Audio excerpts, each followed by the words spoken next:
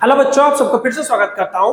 हम जो pair of numerical equations in two variables standard 10th के उसका एक PYQ previous year question discuss करने जा रहे हैं, जो कि आपका सीबीएसई 2001 में भी आया था, 2023 में भी आया था। तो एक रिपीटेड क्वेश्चन है। देखिए क्या है ना, find the value of alpha and beta for which the following system of linear equation दिया गया है 2x + 3y = 7, 2 alpha x plus alpha plus beta into y is equal to 28। आज इसका 3 बिट दिया है, इनफाइनाइटली मेनी सॉल्यूशन पहला bit, second है unique solution, अब थर्ड है आपका नो सॉल्यूशन। ठीक है, तो चलो हमको सबसे पहले जो a1 b1 a2 b2 c1 c2 ये सब निकाल देते हैं। तो देखो हमारा पहला इक्वेशन है 2x + 3y = 7, तो a1 हो जाएगा 2, b1 हो जाएगा 3 एंड c1 हो जाएगा 7। ठीक है, सिमिलरली आपका 2 alpha x plus alpha plus beta into y is equal to 28, तो a2 हो जाएगा। देखो a2 क्या है, x का कोफिशिएंट, मतलब 2 अल्फा। यहीं पे कुछ बच्चे मतलब गलती करके सिर्फ 2 लिख देते हैं, ऐसा नहीं, क्योंकि x का कोफिशिएंट 2 अल्फा है, तो यहाँ पे क्या आ जाएगा 2 अल्फा एंड y का कोफिशिएंट अल्फा प्लस बीटा, इसलिए आपका b2 आ जाएगा alpha plus beta and C2 हमारा आ जाएगा 28। ठीक है, चलो अब शुरू करते हैं। ये पार्ट को पकड़ के, ये आपका इक्वेशन 1 था और ये आपका इक्वेशन 2 था। इसी चीज के ऊपर बेस करके हम लोग 1 बाय 1 सॉल्यूशन शुरू करते हैं। ठीक है, तो सबसे पहला है इनफाइनाइटली मेनी सॉल्यूशन। तो फर्स्ट बिट क्या है, इनफाइनाइटली मेनी सॉल्यूशन। अच्छा, इनफाइनाइटली मेनी सॉल्यूशन का केस मतलब कंडीशन क्या था ना, a1 by a2 is equal to b1 by b2 is equal to c1 by c2। ठीक है, यही आया था। तो हम लोग पुट करते हैं, a1 कितना है 2 by a2 कितना है 2 alpha is equal to b1 कितना है 3 by b2 कितना है alpha plus beta is equal to c1 कितना है ना 7, c2 कितना है 24। तो सॉल्व करते हैं हम लोग फर्स्ट को थर्ड को इक्वेट कर देंगे, सेकंड को थर्ड को इक्वेट कर देंगे तो निकल जाएगा। ठीक है, चलो तो सबसे पहले फर्स्ट एंड थर्ड को इक्वेट करते हैं। क्या है 2 by 2 alpha is equal to 7 by 24। इसको थोड़ा सिंप्लीफाई कर देते हैं, ये हो जाएगा 1 by alpha is equal to 1 by 7 4 जा नहीं वो कैंसिल नहीं होगा, 7 by 24। एक मिनट, सॉरी ये 28 था, नॉट 24, 28 यहाँ पर करते हैं 28। ठीक है, तो ये 28 हो जाएगा, तो 7 4 तो 1 by 4 हो जाएगा। तो क्रॉस मल्टीप्लाई करें तो alpha is equal to 4। Alpha कितना निकला 4, यहाँ पे 28 क्वेश्चन में था, तो यहाँ पर 7 by 28, 7 by 28 मतलब 1 by 4, तो क्रॉस मल्टीप्लाई हो जाएगा, तो alpha is equal to 4। Alpha मुझे मिल गया 4।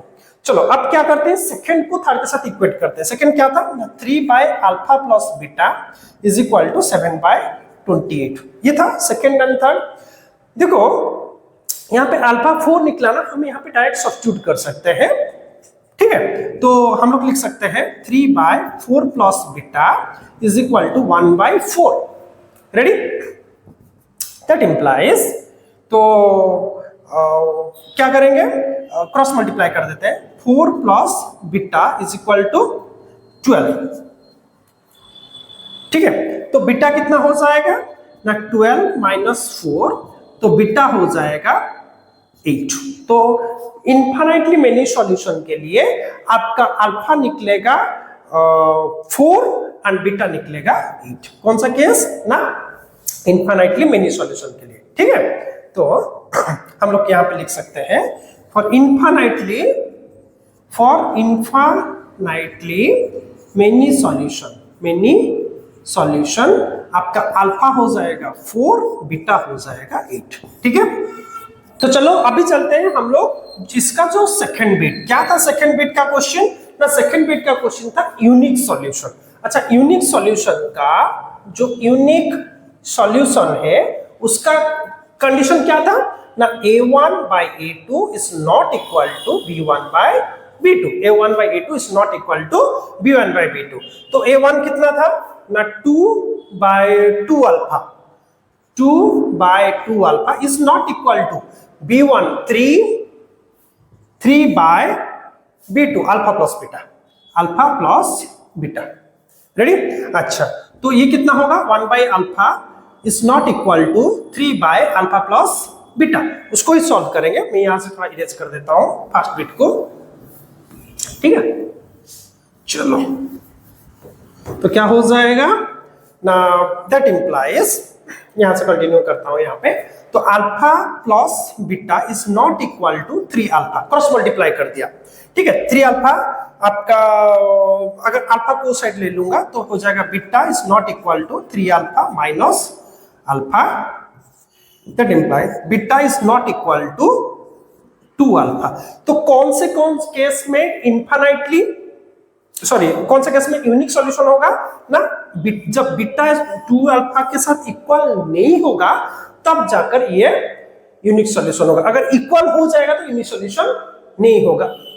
बहुत सारा निकल सकते हैं, 2 3 4 5 कुछ भी निकल सकते हैं, लेकिन नॉट इक्वल केस में इट हैज कौन सा सॉल्यूशन, यूनिक सॉल्यूशन। तो यूनिक सॉल्यूशन का केस क्या रहेगा, beta is not equal to 2 alpha. देखो ये इनइक्वालिटी का पार्ट है, तो इसका आंसर ऐसे ही आएगा। इसका मतलब ये नहीं, हम जो पहले फर्स्ट बिट का जो alpha is equal to 4 beta is equal to 8 निकला था, यहाँ पे सब्स्टिट्यूट करेंगे, वैसा नहीं होता है। वैसा बिल्कुल मत करना, कुछ बच्चे ऐसा गलती करते हैं, आप ऐसा मत करना, ठीक है। चलो अब चलते हैं हम लोग नो सॉल्यूशन का केस को देखते हैं, ठीक है। चलो मैं इसको इरेज कर देता हूं, हम लोग चलते हैं नो सॉल्यूशन। जब नो सॉल्यूशन होगा तो किस तरह से आंसर आएगा। चलो फॉर थर्ड बिट कर रहा हूं no solution case. No solution case का कंडीशन क्या होता है ना, alpha sorry a1 by a2 is equal to b1 by b2 is not equal to c1 by c2। इस पैरेलल केस है ना, उसमें ही नो सॉल्यूशन आता है।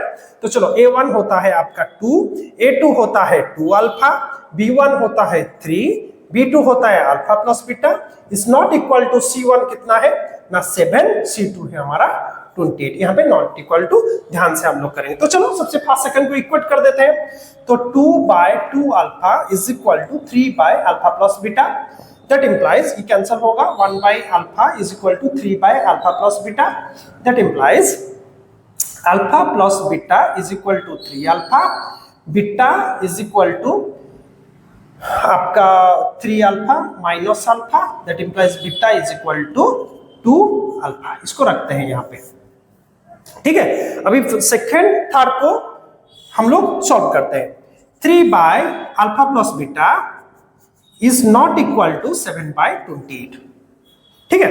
चलो तो 3 by alpha plus beta is not equal to 1 by 4। अभी इसको क्रॉस मल्टीप्लिकेशन करते हैं, क्या हो जाएगा, that implies alpha plus beta into 1 होगा। Alpha plus beta is equal to 4 3 12।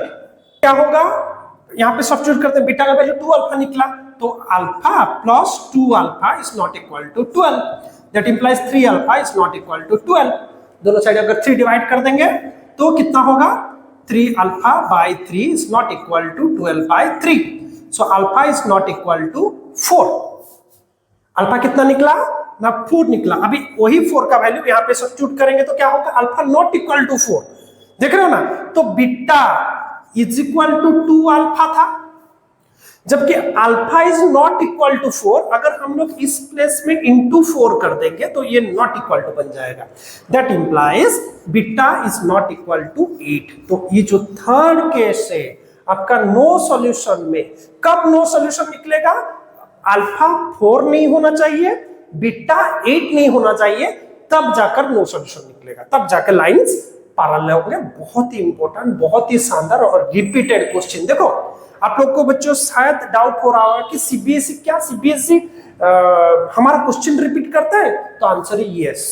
और कुछ बच्चे ऐसे भी, मैं जब पढ़ाता हूँ कुछ बच्चे मुझे ये सवाल भी पूछते हैं कि सर ये तो बहुत पुराना साल का क्वेश्चन है, 2005 का क्वेश्चन है, 2002 का क्वेश्चन है। देखो पुराना क्वेश्चन भी आते हैं, इसलिए आपको प्रीवियस 10 ईयर का मिनिमम क्वेश्चन कवर अप करना है। देखो 2001 में ये क्वेश्चन आया था, मतलब आज अभी ये 2025, कितने सालों के बाद भी क्वेश्चन रिपीट होता है।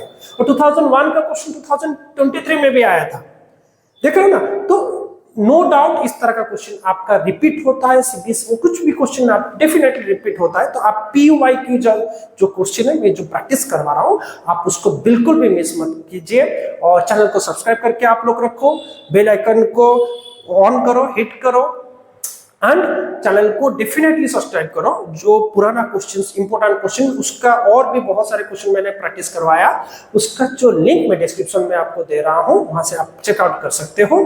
तो आज के लिए इतना ही, मिलते हैं अगले वीडियो में, धन्यवाद।